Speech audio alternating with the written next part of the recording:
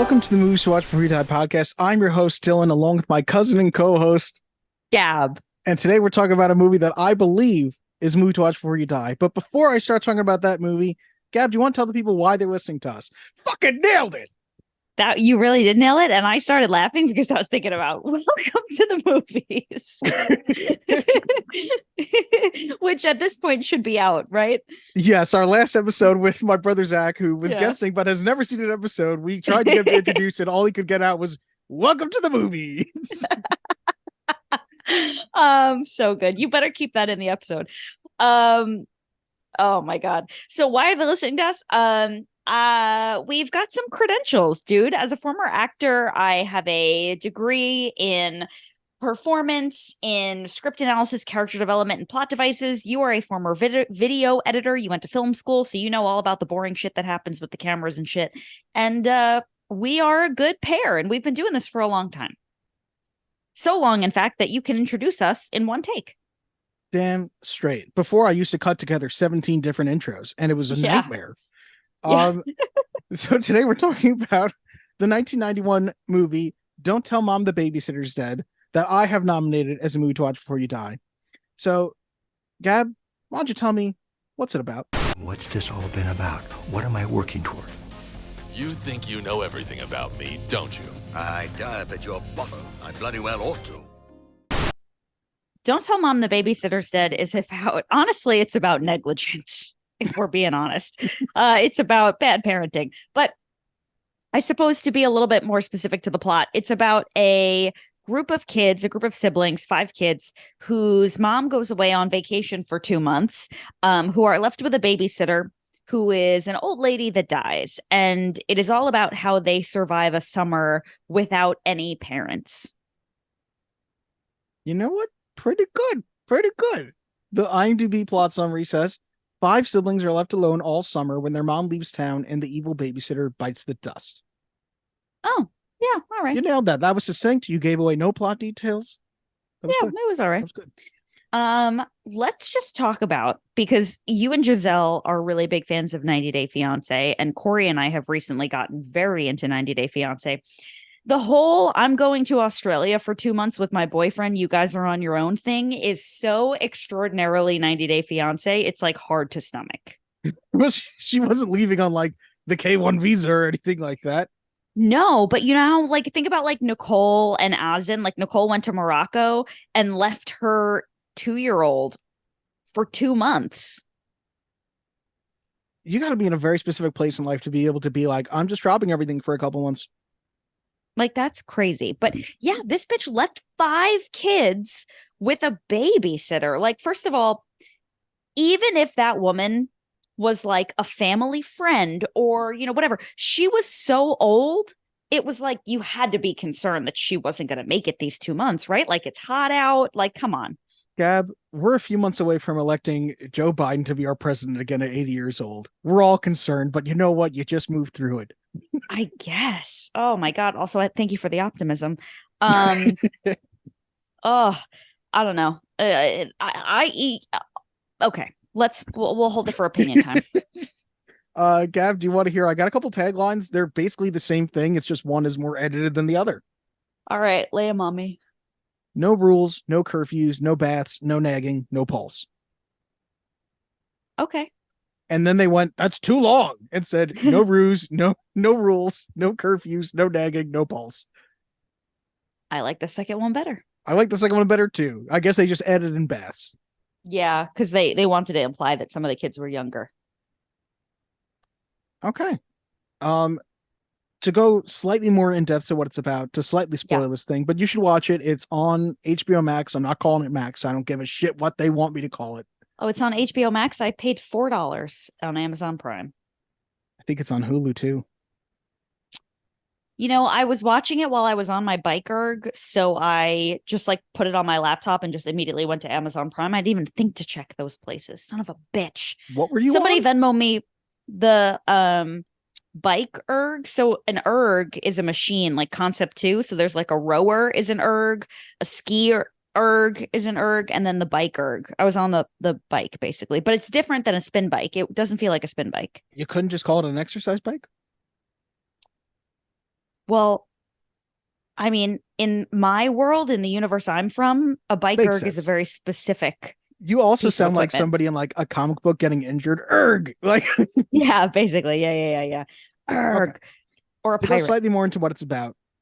5 kids, their mom goes to Australia with the boyfriend, which the kids are like, we're not all going. And I'm like, bitch, the fact that the boyfriend is taking this woman to Australia for 2 months must be expensive enough. He ain't taking you fucking kids. But Unreasonable. once the mom goes to Australia, she leaves a horrible babysitter, this wretched old woman, and old lady dies very peacefully. Immediately. Yes, and they have to figure out, okay, we don't want mom to ruin her trip. How are we going to survive the next 2 months? So they flip a pizza box and decide that Sue Ellen, which is the star of our movie, is going to get a job. And then she gets that job at General Apparel West. I'm not going to spoil too much because I'm sure we'll talk more about it in our opinions. Yeah, that's about it. Should we get to some opinion time? Because you seem to be aching to say an opinion. Yeah. I just feel like you skipped a lot, but okay. I guess it's fine for now. I feel like we spoiled too much in these descriptions. Okay. Kids I have just to feel like survive. we need to let the people know what happens in the movie before we give them our opinion about what happened in the movie. It's about childhood and children growing up too fast. They didn't want to grow up. They were reckless little shits when the mom left, and then they realized, oh shit, we had to take care of ourselves. And wacky hijinks ensue. Okay. All right, I have opinions. Let's get to our opinions. In this critic's opinion, That's just like your opinion, man. Well, I have a right to my opinion, and my opinion is you have no right to your opinion. Number one, first and foremost, no parent leaves their 5 children, ranging from what, 8 years old to 17, 6 years old to 17, Something like that. alone, with a babysitter or without a babysitter, for 2 months. I don't know, That guys. is unreasonable. I No, 100%. it doesn't happen. She said, I've had a very rough 37 years and I need a break. And you know what? Totally fair. I disagree. I don't. Also, see does it that happening. mean that mother's not supposed to be 37, is she? I thought that. I was like, that bitch is old. You can see it all over her face. But no, because then she would have had the Christina Applegate at 20, which I Yeah, guess so. is reasonable. But That's she very was definitely in her 40s. That bitch was not 37. Try again. I don't know, man. I think raising 5 kids would age the shit out of you. Maybe. I don't know. Well, apparently Which- she's not doing too much raising. Sorry, Like I said, can't if stop yawning. you've been raising 5 kids, you know what? You deserve a 2-month break. You deserve it. 100%. That's child abuse. Oh my God. That's child abuse. Come on. Yeah, it's negligence. She responsibly got a babysitter. A babysitter? Yes. That's crazy. Nope. No. Why? If I called her Anyway. a nanny, would you be like, it's fine? No, I don't know. I hate it. Anyway, it doesn't matter. That's a very small detail. All right. I hope that you weren't watching the movie the entire time. Like, can't do it. No. I mean, eventually you got to buy in, you know? Okay. Oh my God. Oh, I'm so sorry, Dylan. I don't know why I can't stop Am yawning. I boring you? No. I'm just kidding. You are boring me. Every time I'm in a meeting for work, I'm like, I've never had to yawn more in my life than right now. Yeah. And sometimes when you think about yawning, it makes you yawn more, you know? Yes. All right. Let's see. There were a couple of moments that really got me. Number one, let's talk about this. Christina Applegate plays Sue Ellen, our main character. I always confuse Christina Applegate with the woman that Ben Stiller is married to. Christine Taylor. Yeah, they're the same to me. Like I have a hard time telling them apart. Interesting, because I think Christina Applegate, I think, is probably in more roles, but I actually really like both of those actresses. Christina Applegate played Charity in Sweet Charity, right? Or I don't know what that is, Gab. oh, it's like a very popular musical. You know, like Hey Big Spender. That's Sweet Charity. That sounds familiar. Yeah. Okay. Anyway, who was in The Addams Family? Who was in Addams Family. was it not the thinking of the the Brady Brady Bunch? Bunch? Yeah, That's Christine Taylor. okay. the Brady Bunch, Christine Taylor, who was in Anchorman, Christine Taylor. Christina Applegate. Christina Applegate? See, Yes. I don't know. I can't tell them apart. I don't think they look that much alike. They're both Yeah, blonde, but I they're think like if you roughly the same. Oh my God. I like them both. I just think they're the same. Anyway, so that's thought number one. Thought number two, there's a scene in the movie where they're in like the toy store and they're on the little hippity hops. Yeah. Do you remember my hippity hop? I had one. I don't. Do you remember the giant inflatable ball we used to have? Oh, yes, I do. That we used to roll our full bodies over. We got this thing. I guess my parents got it for like Christmas one year, and it was supposed to go. We had on the first floor of our house when we were growing up, there was what we called the playroom, which is like the little room that the kids could like fuck up. And there was the den, which was like the nicer actual living room. Yeah, it had glass French doors. It was beautiful. Yes. So we opened up, we were opening up Christmas presents, and one of them was this giant inflatable ball. And we were like, oh, cool, I guess. Like we weren't that hyped for it. I don't know why my parents were like, the kids are going to love it. My dad must have spent a couple of hours blowing this thing up. Like this thing was just filled with his oxygen. And he worked his ass off to blow this thing up. And then I remember they opened the French door so they could roll this ball out. They were going to put it in the playroom. And then they figured out, oh, this will not fit in the doorway to the playroom. So in the den, which was like the nicer of the two rooms, there was just this giant green ball for years. Yep. But we used to stand behind it and then literally roll our full bodies over it. Like as if, I don't even know how to describe it. Like as if it were. It's the best way to access the couch. You just roll through the ball and you hit the edge of the couch with the ball and you're thrown onto the couch. That's the way to do it. It was great. The other thing you do is just chuck the ball at each other really hard. Yeah, I was going to say, throw it as hard as you can and hit the other person in the face. I don't know how we didn't break more things while doing that. No, I don't remember ever breaking anything with the ball, but it was like, that's like a cornerstone of my childhood was that ball. Now my hippity hop that I had was when we lived in Levittown, and I remember my parents had like a queen or a king size bed or whatever, and I was on the hippity hop on the bed, and like I was being supervised. Nobody was in Australia. I was being supervised, and I bounced off of the bed and tried to on the bed and bouncing. I was bouncing on this hippity hop on the bed, and I was trying to hop off the bed onto the floor. And when I went from the bed to the floor, the hippity hop missed. I landed directly on my tailbone and couldn't sit down for like 2 weeks. I'm just picturing. Have you ever played Tony Hawk's Pro Skater? Of course, with you, idiot. Yes, well, they don't know that. I'm just picturing Gab's hippity hop, the video game now, and it's like you gotta do the kickflip, hippity bounce off the bed, and you just like wiped out. Oh my God, I wiped out so hard. And like the ball just like came out from under me. Like the ball landed on top of me. I landed it literally like imagine jumping off a queen size bed and landing full speed directly on your tailbone. It's a miracle I didn't shatter it. Side note, fun fact about Tony Hawk. Do you know he's been married like 6 times? No. We have a running joke in our house that Tony Hawk just marries everybody. He's been married like 6 times. I was going to say he's not married to 6 people currently. Like they're each separately done. Okay. Yeah. Crazy. Yeah. Anyway, so that was my thought. What else was I thinking? There's a scene where the like second youngest kid, Kenny, the brother, the second oldest, sorry.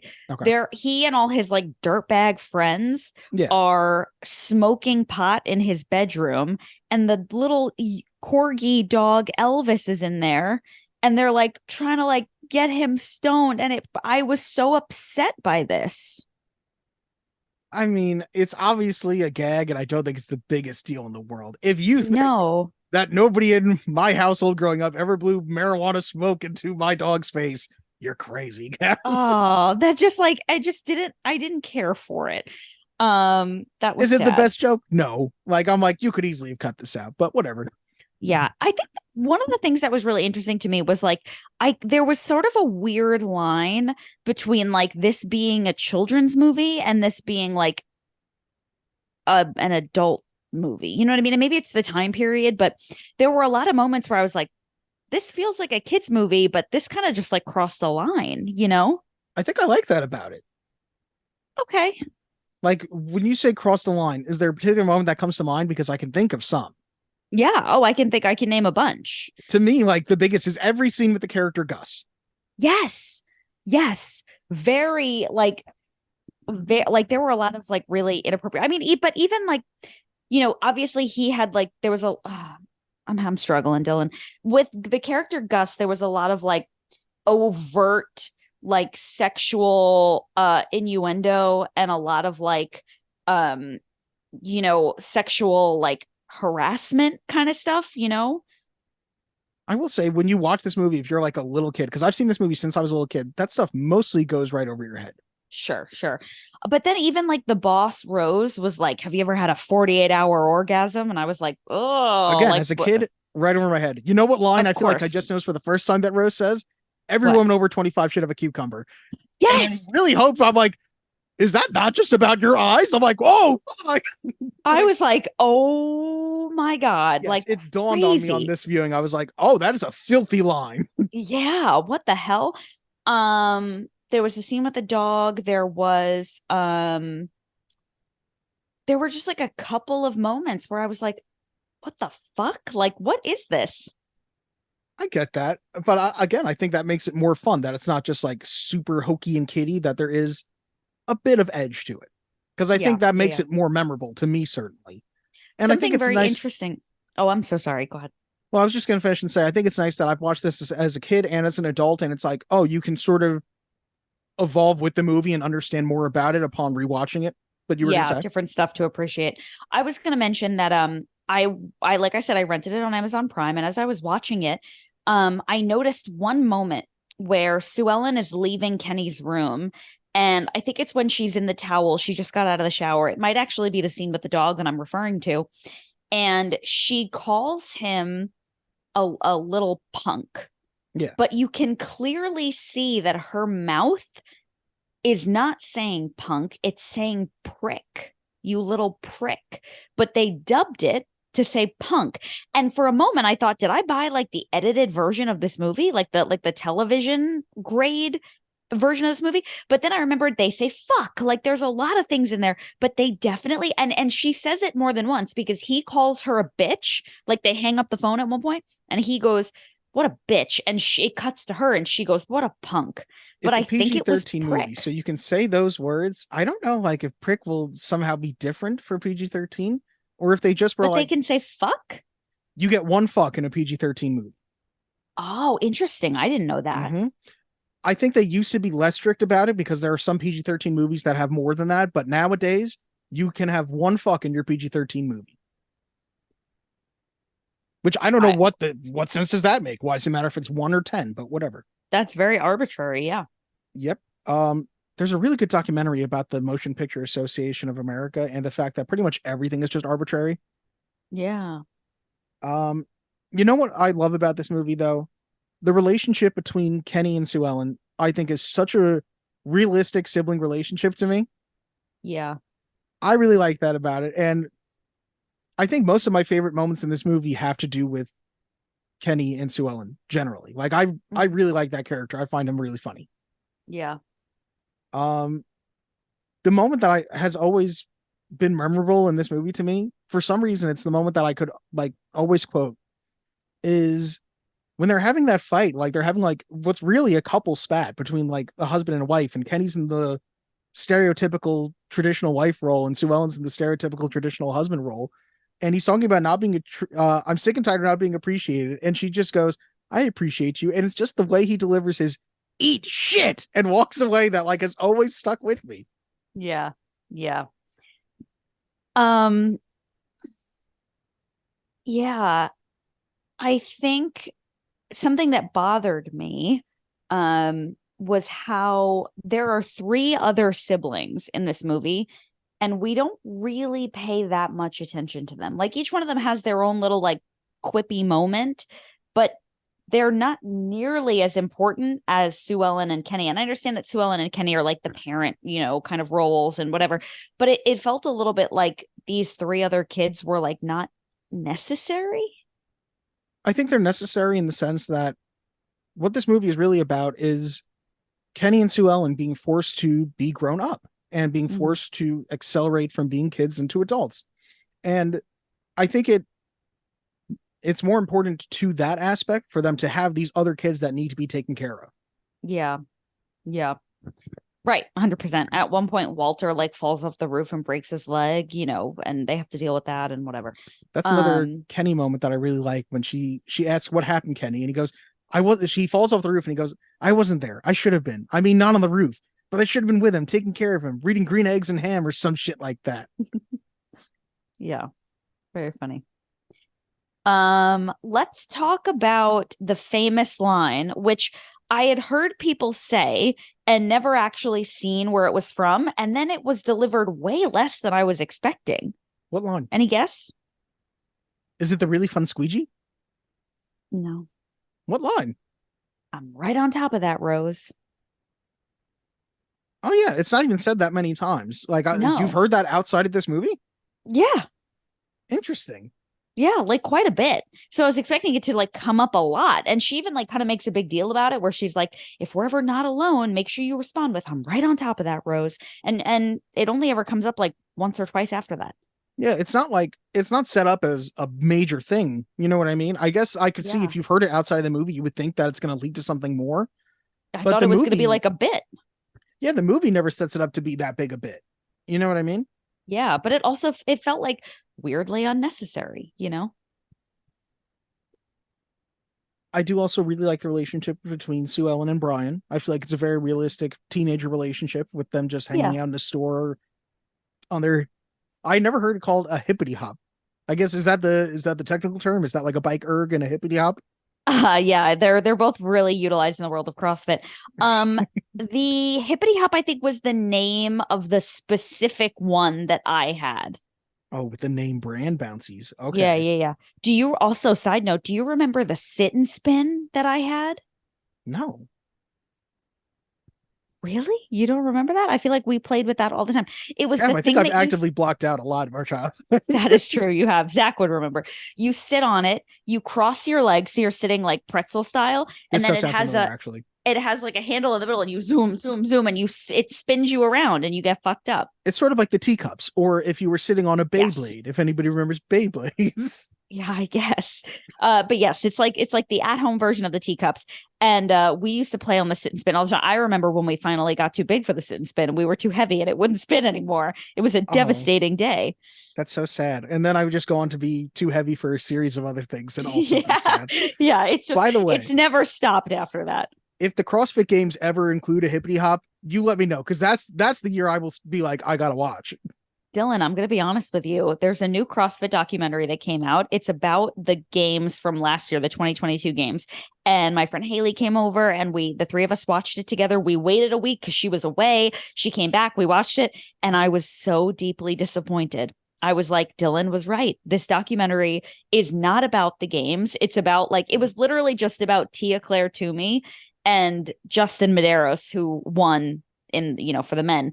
But it was Spoilers. not about all the spoiler if you haven't seen the CrossFit games from last year, but it wasn't like there were so many epic moments, but it just was focused on them winning. And it was like, yeah, we knew they won already. Like, I don't need to see how they won. I watched it happen live. I want to recall all the incredible moments and how they got there. And it was very underwhelming. So you are somebody right. who watches a lot of sports documentaries.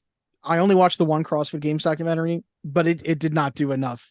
Yeah. Making a story of it. Yeah. You're totally right. So I hear you and I agree. And I was deeply disappointed in that documentary. Sports documentary I would recommend. I think it's The Good, the Bad, and the Hungry. I think I might have talked about it already, but it's about Joey Chestnut, who I have to think about around this time every year because hot dog eating contest, 4th of July. And it's just hysterical. It's great. Like they take it so seriously. That. Scary. I think it's on Disney Plus if you have Disney Plus. Thank you. I have your Disney Plus. Yes, you can use my Disney Plus to watch The Good, the Bad, and the Hungry. Thank you. Can we talk about that 90s entertainment system which the kids like? Sue Ellen finds out she can use petty cash, which obviously you're supposed to. It's also just weird to see, and I guess it's just the age of the movie, that petty cash is actual cash.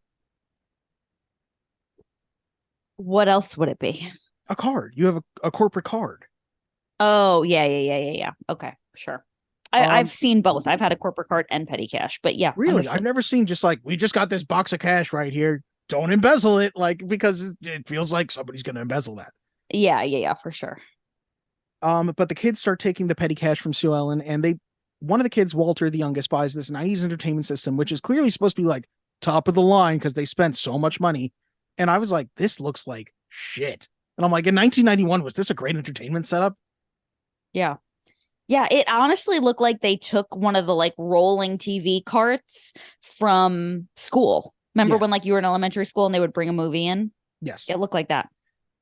They do say her salary is $37,500. Cracked me up. Did you do the inflation calculation? No. Well, I did, Gab. Do you want to know in 2023 what her salary would be? Please. Wait, can I guess? Yeah. 75. Kind of close. $85,000. Which makes it make more sense when Kenny hears her salary and laughs going, shit, you're going to drown. Like, because I guess at the time they were like, that's a lot of money. Yeah, that's crazy. Everything's too expensive and the world is a hellscape. What else do we have to say about this movie? Random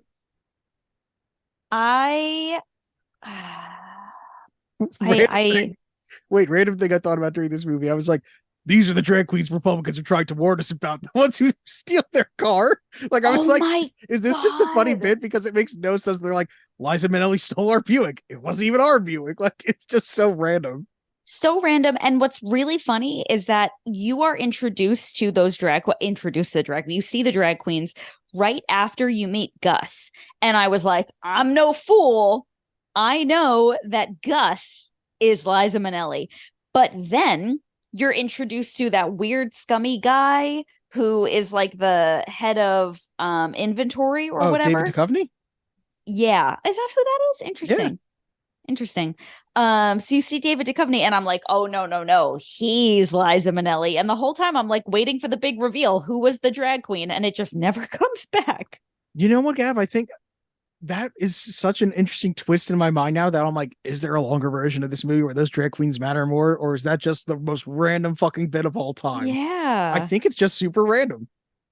I mean, I was just like, the more movies you watch, the more you're like, I know an important scene when I see one. And I was absolutely wrong. I do love that you were like, no, this is going to come back.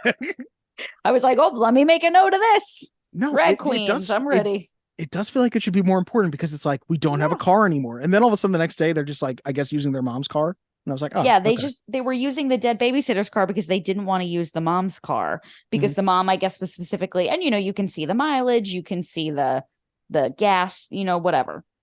But it's not like Ferris Bueller where remember when they tried to roll run back the car in reverse? Yeah. That's a great movie. I know. I think that's in my top 5 movies. Like of all time? Yeah. Even with noted murderer Matthew Broderick? Yes. I lobbied for my parents to name my brother Ferris, right? Like that was the one thing I wanted was to have a brother named Ferris. Thank God they didn't name him Ferris. No, they named him Matthew. Yes. And that's why Ferris is his middle name. No. Yeah. He's actually named Matthew because that's my dad's middle name, but it was like a happy middle ground. There are 2 other lines that I feel like I've heard out of the context of this movie. And it's people quoting this movie, but I feel like I've heard dishes are done, man. Nope. That pissed me off too. I was like, this is ridiculous. No, who is firing a gun in Los Angeles and not having the police called on them? Well, I don't think they're supposed to be in like the city limits of Los Angeles. They're clearly out, like they don't have neighbors around. They're clearly a little bit further out there. And the other one that I feel like I've heard is park it yourself, Metallica breath. Nope, never heard that. Okay. I never heard of anybody else outside of this movie go like, I'm right on top of that, Rose. I'm so surprised to hear you say that. Yeah, I mean, I constantly too. Like I've heard that a lot. I think it's a catchy title, but this movie isn't really like, is this movie about not telling the mom that the babysitter is dead? Not really. That's why I do like that the very last line of the movie ends with the mom asking, one more thing, where's the babysitter? And you're like, oh, like it's such a stupid button joke on the movie, I feel like. Yeah. Did you watch the little credits scene? No. No, with the guys from the morgue? No. Okay, so when the babysitter dies, they stuff her in like, I guess Kenny had this big box in his room, like a big like chest that they put her body in, and they drop her body off at the morgue. And they leave a note that says, "Nice old lady died of natural causes." At the very end of the movie, as the credits are playing, and it's only a big deal because the mom had left money with the babysitter, and they left the money on the babysitter's dead body. So that's why one of them has to get a job. Whatever. At the very end of the movie, you see the two guys who work at the morgue who had picked the body up have gotten her a headstone in a cemetery, and they go, "I really miss her." And he goes, "You didn't even know her, man." And he's like, "Yeah, but you gave us all that money." And it just is a headstone that says, "Nice old lady died of natural causes." That's so funny. It's so stupid. I really like it. That's great. Yeah, I feel like there's like not too much else that I'm like, we gotta tell her, we gotta get into this hot topic. So should we just get into some facts?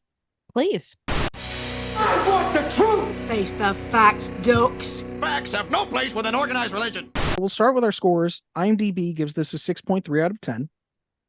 On the Rotten Tomatoes tomato meter, it has a 35%, an average rating of 4.2 out of 10. With That's low. Right? With 12 fresh reviews and 22 rotten. I think it's harsh. Audience score is 57% with an average score of 3.5 out of 5. The movie was directed by Stephen Herrick, who kind of feels like a very journeyman director to me. It's not like there's a lot of shots in this movie that I was like, we got to talk about that. How incredible did that look? But it's like the movie got made. There was the movie got made. There was one shot that I really liked, which was that overhead shot where all the kids are scrambling to try to find the money. Yeah, and you can see all of them spread to different corners at once. That's like the one creative shot that anybody could think of in this movie, I feel like. Yeah. He also directed the live action 101 Dalmatians, The Mighty Ducks, Critters, and Bill and Ted's Excellent Adventure. You know, I worked on a film that was directed by one of the Mighty Ducks. Which one? Garrett. I don't remember what role he played but I remember his first name was Garrett. I don't remember what his last name was. I think it started with an H. Garrett. I don't think I've ever actually seen the Mighty Ducks. I watched the cartoon where they were like ducks in space that transformed into like superhero ducks. Yeah. The movie is written by Neil Landau and Tara Sun, who also wrote on the TV series Doogie Howser, MD, The Secret World of Alex Mack, and Undressed.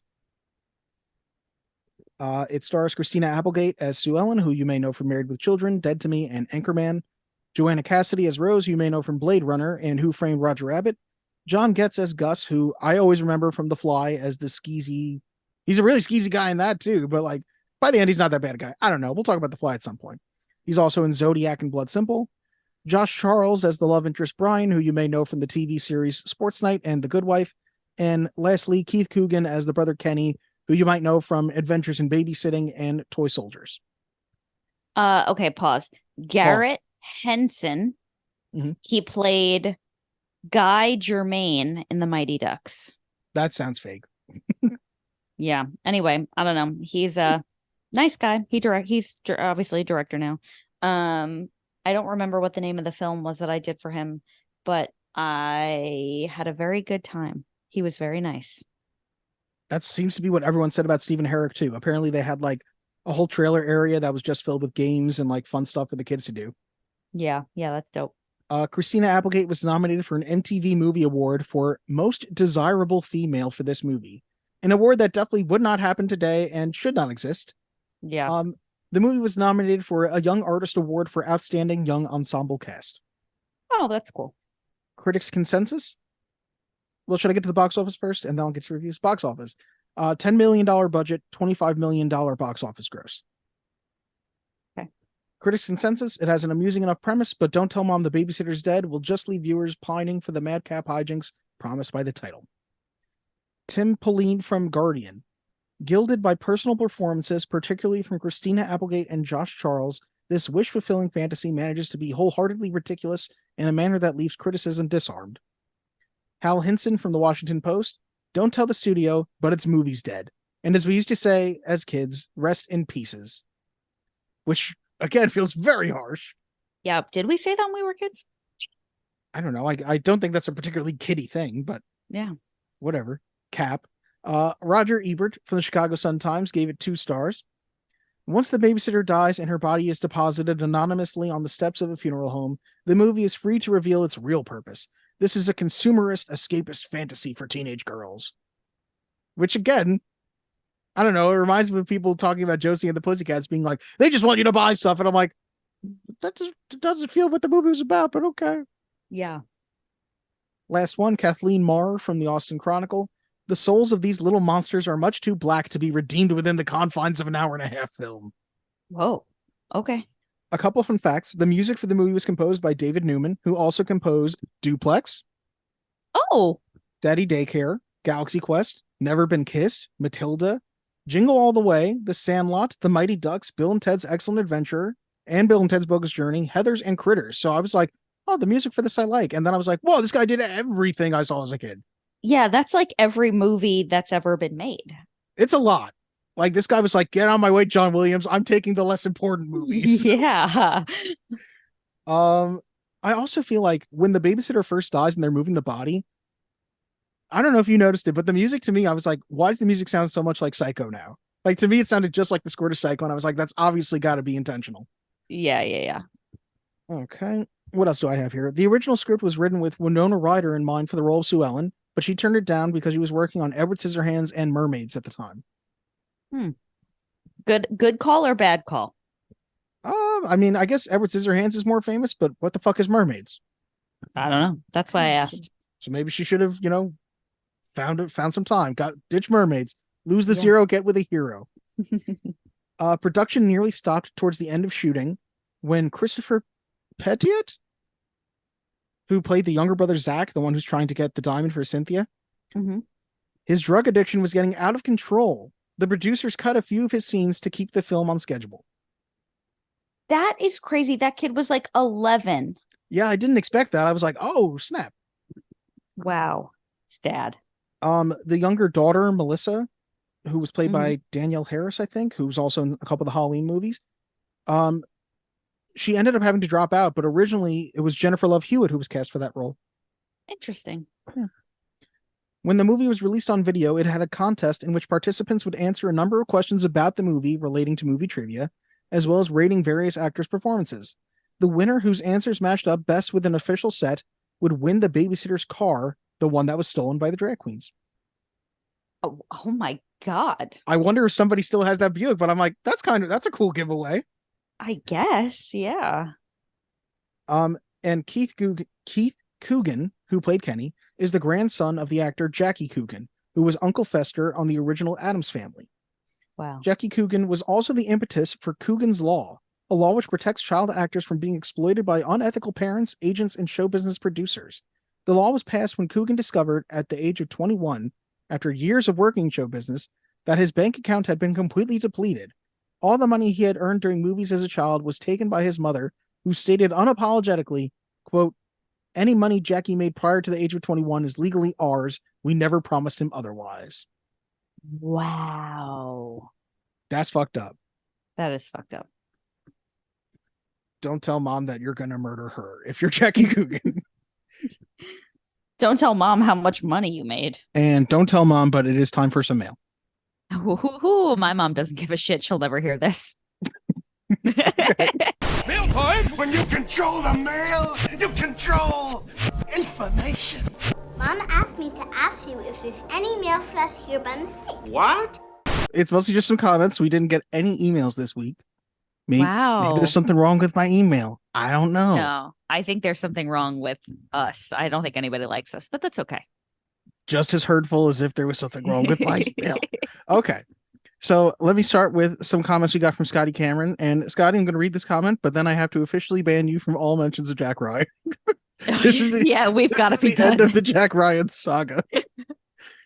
So yeah, the chronology of Jack Ryan and the Ryanverse novels as a whole isn't really relevant to the novels. The chronology is mostly there for the diehard readers to deduce the timeline of the novels and do Watchtower database style timeline videos for the Ryanverse.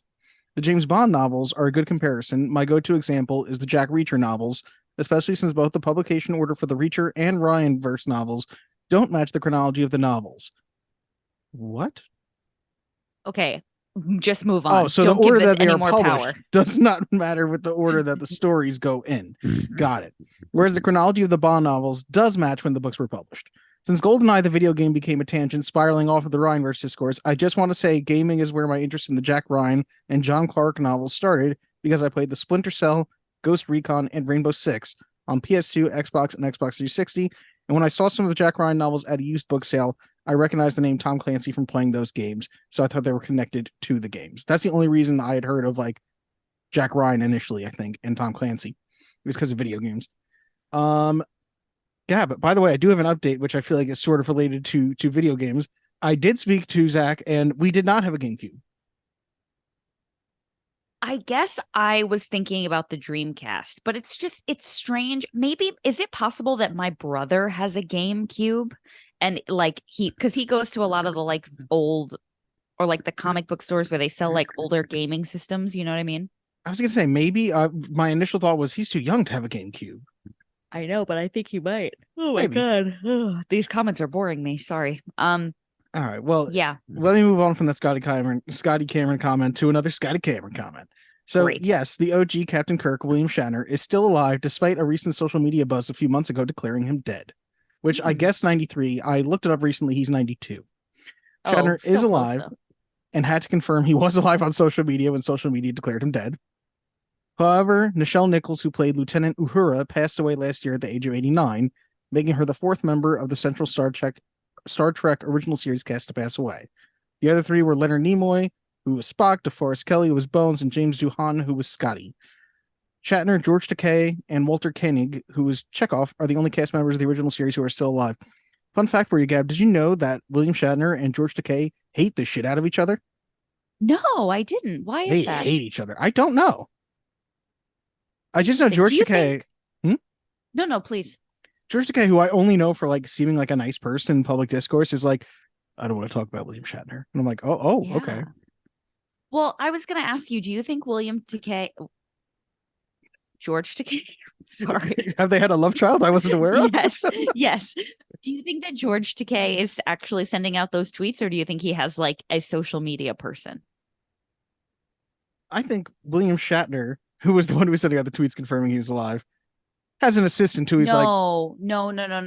George Takei, who our generation is more familiar with as being like pretty liberal on Twitter and talking about social politics and stuff like that. Oh, do you like? Are you asking me if he's personally tweeting those things, or if he has an assistant who tweets those things? Correct. That is what I'm asking you. I don't know. I feel like I'd have to be looking at his Twitter. It depends how like professionally written everything is. If once in a while there's just like some typos up in there or something like that, I'd be like, yeah, maybe it's him. Yeah, I just feel like nobody that I know that's around his age is tweeting. You say that, but there's a lot of people you know around his age who do nothing but stay on Facebook. You know what I mean? That's true. That's very true. Facebook is behind us, right? Like we can all agree that's done. Of a certain age, yes. I think that Facebook is now like the social media for our parents' generation. Yeah. I deactivated mine. Giselle really shamed the shit out of me recently because I thought about using a Minions GIF at one point, and she was like, "What are you like, my aunt? Like, how old are you?" That's hilarious. Yeah. All right. Interesting. Let me see here. It's a pretty tragic tale of events, especially after seeing Star Trek Picard Season 3, where the entire Next Generation cast was brought back for a reunion of their characters and a way to give a proper send-off to Star Trek The Next Generation. It has made me wish there was something like that for the original series. I did appreciate the tribute the season premiere of the second season of Star Trek Strange New Worlds had for Nichelle Nichols to honor her recent passing. Yeah, they're a couple decades late if they wanted to do the reunion of the original cast. Kind of a bummer. Yeah. Oh, well, people die. What are you going to do? Oh my God. Speaking of, Sinead O'Connor died today. Yeah, I heard. That was also I gotta a bummer. tell you, I don't really know. The only thing I know about her is the SNL thing. I know that one song and the SNL thing. Yeah, that's about it for me too. I mean, that doesn't mean like I don't care. Like I still feel it feels bad. Oh, whatever. I mean, listen, you don't have to pretend. But all I'm not saying it is ruined my day. I'm just not happy about it. Gab's over here like, ha ha ha, ha. Like no. I'm just saying that like it's so interesting how she's been in the public consciousness, but she literally had one song and did something crazy on SNL. That's literally like our children being like, wow, Ashley Simpson died today. I do think But like Ashley Simpson, you listened to her album, didn't you? Of course, I could still sing every word to that Exactly. whole So there's a album. lot of people out there who I think are Sinead O'Connor fans like that. Like I think she did have a fandom at that time. Maybe. I guess so. But still, to think like people, that fandom shrinks every year. You know what I mean? But I guess anyway, I think it was an apt comparison though that you just we made because you would be thank you. deeply affected by that. No, I wouldn't. But I mean, I would be God more damn it. affected than I would be by Sinead O'Connor, I suppose. However, let's talk about the real elephant in the room, which is Tony Bennett. They took Tony Bennett from us. Yeah, very sad, but Tony Bennett was 96 also, and like, you know, his mind was going, which is very sad to say. Yeah. How old do you want to live to? Like, how old is your limit? 25. You could have taken me out a few years ago. He's been dead the whole time. I'm just lingering in existence. No, I mean, I don't know.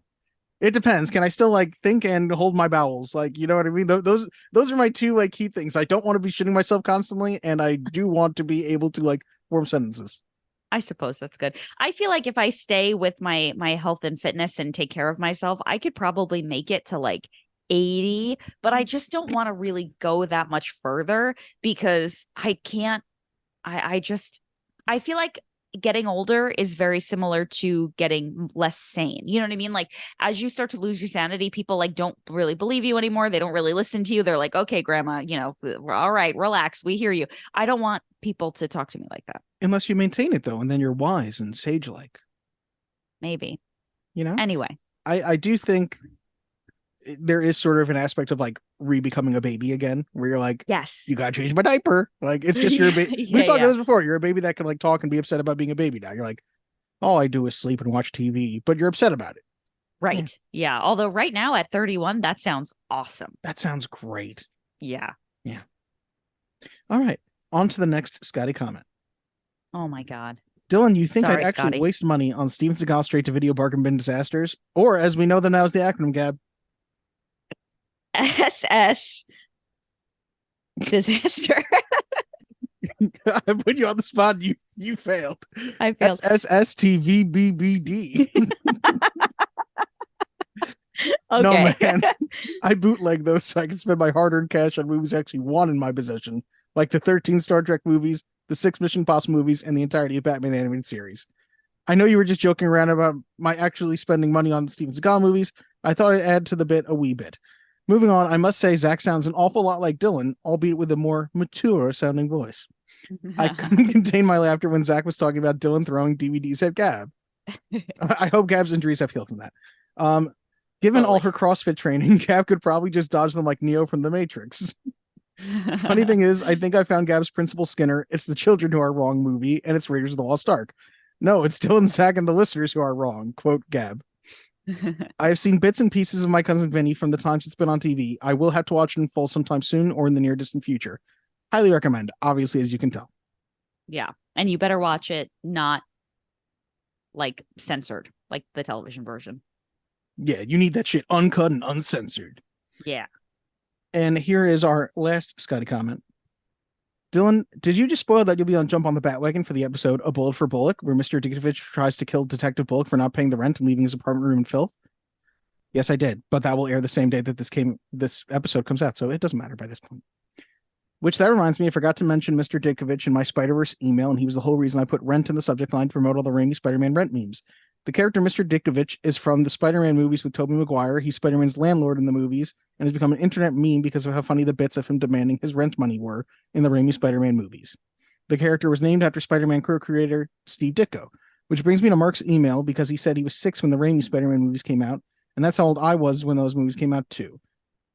Was he 6 in 2002 or 6 in 2004? I have to know. Somebody help us. Finally, an email from not Scotty. This is from Zane. Oh, hello. Who are you? Possibly a One Direction fame. I don't know. Oh, I can't believe I even knew that. Why did I know that? that's insane. I never would have thought of that. I lurk and listen to the podcast sometimes, but a lot of the movies are ones I have not seen.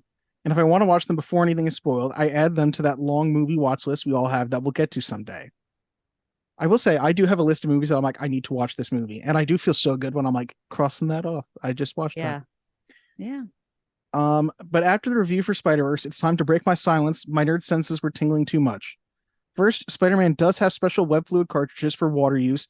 He made it for fighting Hydra Man, who had appearance in the 90s cartoon. First of all, he's right, and I did remember that when I re-listened to our episode of Into the Spider-Verse. We were talking about Aquaman and Spider-Man. Like, could Aquaman use Spider-Man's web shooters to save the submersible? Yeah. Oh, I remember. He did have specific for water web cartridges, but they were just able to encase a guy who was made out of water. They weren't necessarily like, I don't think they would have been better for like pulling thing. I don't know. It doesn't matter. Yeah. This is all fake. It's is all made up anyway. Yeah. Second, Corey said something about not liking the Matt Reeves, the Batman, partly to being partial to Frank Miller's Batman. Of course, he's referring to The Dark Knight Returns, noting he likes an older Batman, but I like to point out that Frank Miller's second most famous Batman run was Batman Year One. Featuring a younger, just beginning Batman, he wrote this only a year after The Dark Knight Returns. Next time I comment, I'll bring a movie suggestion that you can take or leave. Hopefully, we'll take it. We'll see. Yeah. And that is all the mail, Gab. Wow. So I thought this was our funniest episode. Don't tell Mom the Babysitter's dead? No, my cousin Vinny. Well, this mail is for Don't Tell Mom the Babysitter's dead. So you mean that was the funniest episode for my cousin Vinny? Yeah. The episode that we are reading the mail from. I did like it a lot. Nobody wanted to say how good it was? Nobody demands the return of Zach? I don't even demand the return of Zach. I'm okay with the return of Zach. I don't. Well, you texted me the other day and it sounded like Zach was going to be the third host of this podcast, but Zach ditched us today. Yeah, Zach made it sound like he was going to show up, and then he was like, "I found something better to do. I'm not coming." He's I was fishing. Like, okay. Gross. He blends. You have fun. Yeah, he blends. All right. I bet the Chinese is terrible.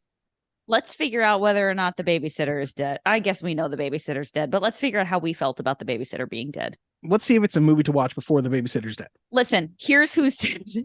The babysitter, Tony Bennett, and Sinead O'Connor. I'm out. Do or do not. There is no try. The guilty will be punished. Sentence is death. This was my movie. I'll go first. I do think it's a movie to watch before you die. Is this my strongest movie to watch before you die? No. But I think that this is really fun escapism. I think it is a movie that like you can watch as a little kid, you can watch as an adult, and you'll get something out of it. And I think I just had a goddamn fun time. And if this is a movie that was on TV, I would stop what I was doing and watch. And I think that's pretty dang good. Okay. All right. In the beginning of this movie, I was in. Like from the beginning, I was invested, I was in, I was excited. I audibly laughed out loud in the very beginning when the mom is getting ready to leave and Christina Applegate says to her something about like she's 200 years old. Like I was sold. And when they dropped her off at the morgue, I was laughing. I loved it.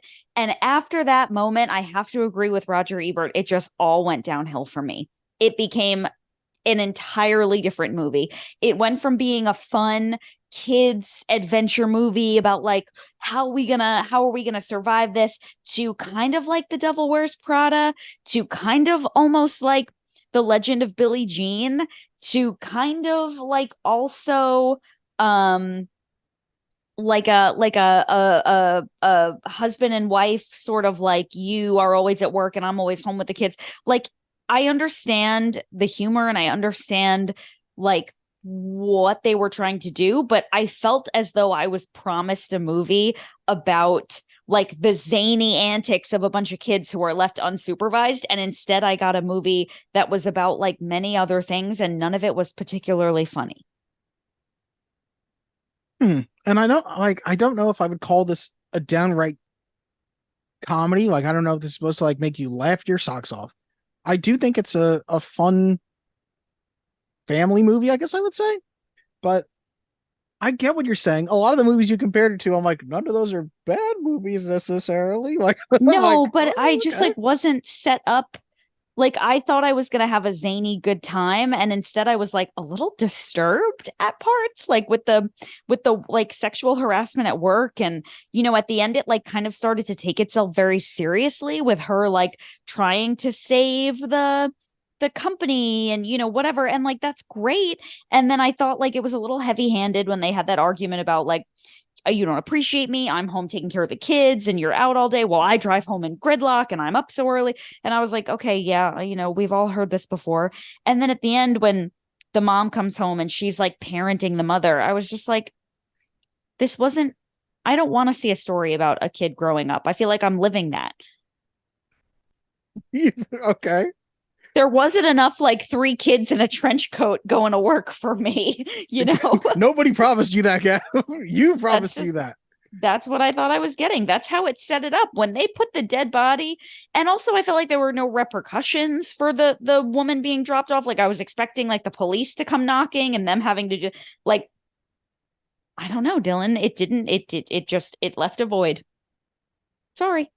So it's a no. It's a firm no. So you're saying there's a chance. Yeah,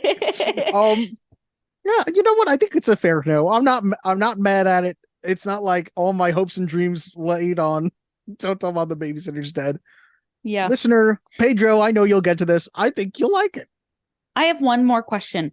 What was the name of the video game we used to play that had a very similar title to this? It was like don't tell the neighbors. Zombies Ate My Neighbors? There wasn't anything like of that length that was a little bit closer to this. Zombies Ate My Neighbors? Don't tell mom the zombies ate the neighbors? No. Okay. Anyway, maybe that's what I'm thinking of. But the whole time I was like, what's the name of that video game we used to play that sounded like this? But I guess that's what it is. It wasn't Zombies Ate My Neighbors? Maybe it probably was. Which, by the way, if you have a moment on YouTube, people, type in Zombies Ate My Neighbors soundtrack. It is a banger. Oh, it'll bring you right back, I bet. Takes you right back, and you know what? It slaps. It slaps, as the kids say. As the kids say. Well, Dylan, unfortunately, this movie did not slap. I disagree. I think it slaps a little bit. It's not a firm slap. It's a soft slap. No, I think it misses. I think it goes for a slap. It doesn't go in hard for a slap. It goes for like a kind slap, and it misses. I think every single review you read and all those numbers are very accurate. No, I think those reviews are all too harsh, but okay. I think that this should be our new reviewing system. How hard a slap is this movie? This movie left my face. Let's talk about Schindler's List. This movie left my face red. It slapped so hard, bro. Oh my God. All right. Well, sorry for a shitty movie. I have my movie picked out. I think I was deeply disappointed. I had higher expectations. I'm sorry to hear that. Okay. Well, you got your movie picked out. Tell me about it. Give us some deets. So we are going to be watching it. This is a very unique pick for me. I don't typically go this route or this genre, but I love this movie. Corey hasn't seen it and you haven't seen it. So I'm very, very excited. We're going to go with Shutter Island, starring the incomparable Leonardo DiCaprio and co-starring the lovely Mark Ruffalo. I have seen Shutter Island. You have? Yes. I think you put on the list that you didn't. I saw it in theaters, guy. I was going to say, it seems like a shock that you hadn't seen it. Can we still do it? Who's going to stop you? Okay. I haven't watched the movie in like 10 years. Yeah. Let's do it. All right. We shall revisit Shutter Island. Okay. What else do we say at the end of these things, Gab? Email us. Movies to watch before you die at gmail.com. Voice note us, anchor.fm/movies to watch. It's been a minute since I've received a Venmo. Yes, people. Gab is shaking her virtual cup at you. Send her some money. Please. I am very, very underfunded. Can you spare some shekels for Gab? Please. And I guess that's it. Let us know what you think. Thank you, listeners. How about you thank the people, Gab? Thank you for listening this far into the episode, you ungrateful monster. Yeah, thanks for listening, you ungrateful monsters. Dylan just called each and every one of you an ungrateful monster. No, Gab's the ungrateful monster. But no. He already said you were an ungrateful monster. So send me money since I'm the one that doesn't hate you. Let us know what movies you want us to watch. We might get to them. We might not. Let us know what you think about Don't Tell Mom the Babysitter's Dead. And, Bye. See you next week on Shutter Island, you greedy little monsters, or whatever the fuck I called you. I don't know. Ungrateful. You ungrateful, greedy little pricks. I'm stuck here cooking and cleaning and mowing, helping Melissa with her fastball, being a role model for Zach, spending quality time with Walter, doing your party shit. You've got the car and you don't even take me anywhere anymore. And when was the last time we went out to dinner together, huh? You know what? I'm sick and tired of not being appreciated. I appreciate you. Eat shit.